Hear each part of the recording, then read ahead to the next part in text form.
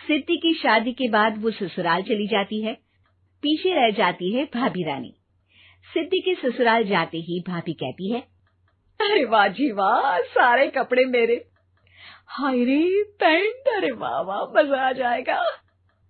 अरे ये सिद्धि की अलमारी के सामने खड़े होकर क्या बड़बड़ा रही है?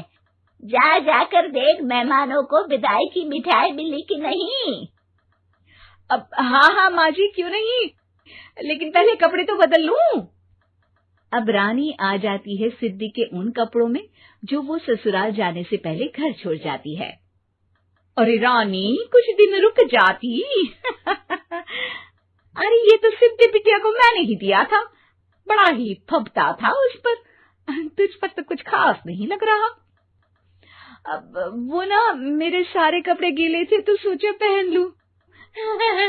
वैसे भी सिद्धि को कौन सा भी पुराने आउटडेटेड कपड़ों को पहनना है। वैसे भी ये सूट तो मैंने तभी पहना था, वैसे खास है भी नहीं ये। हाँ ठीक है, लेकिन ना मेरी सिद्धि पर तो जमता था। सारे मेहमान चले जाते हैं और सिद्धि ससुराल से मायके पहली बार आती है। अपना घर, अपना कमरा, अपनी अलमारी। ये बोलकर जैसे ही सिद्धि अलमारी खोलती है तो सामने उसके कपड़ों की जगह कुछ और ही रखा होता है। माँ, ओ माँ, जरा कमरे में तो आना। सास और रानी वहां पहुंच जाते हैं। रानी ने पहनी होती है सिद्धि की जींस और टी शर्ट। अरे भाभी, ये क्या? ये तो मेरी बड़ी ही महंगी टी शर्ट है, इसे आपने घर में क्यों पहनी है? अरे बहुत मिलती है दीदी ये चौक की मार्केट में, 150 में। ओ भाभी प्लीज, ये एरोपोस्टल है, 2000 की एक टी शर्ट। ओहो, 2000 में तो दीदी 4 साड़ी आ जाए।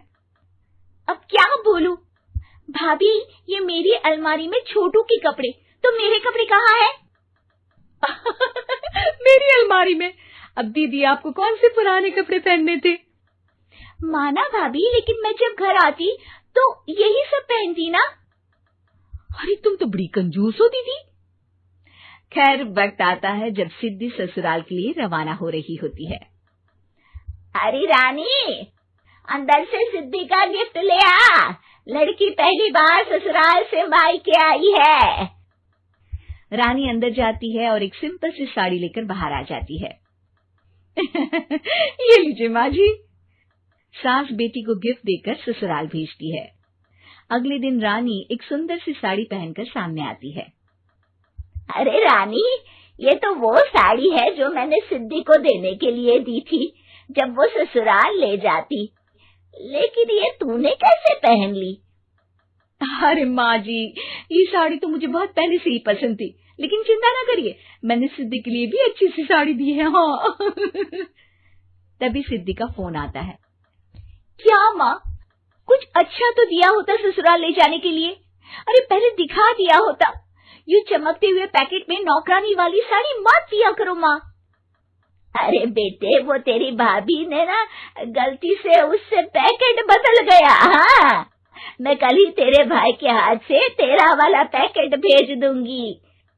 अरे रहने दो माँ, आई एम श्योर भाभी ने अभी वही साड़ी पहनी होगी जो तुमने मेरे लिए रखी थी। तुम तो समझ नहीं पाई उनको।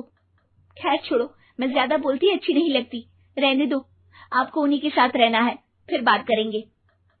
सास को रानी पर गुस्सा आ जाता है। वो उसके कमरे में जाती है जहाँ वो शादी का एल्बम देख रही होती है। रानी, मार्केट जाकर एक ऐसी ही साड़ी लेकर आ, कल प्रतीक जाकर सिद्धि के घर दे आएगा। अरे क्यों माँ जी, कितनी साड़ी देनी है दीदी को? यहाँ कोई सेल लगी है क्या? अरे चुप कर, मेरे बेटी के हिस्से की साड़ी खुद पहन ली, अब ज्यादा ज्ञान बांट रही है।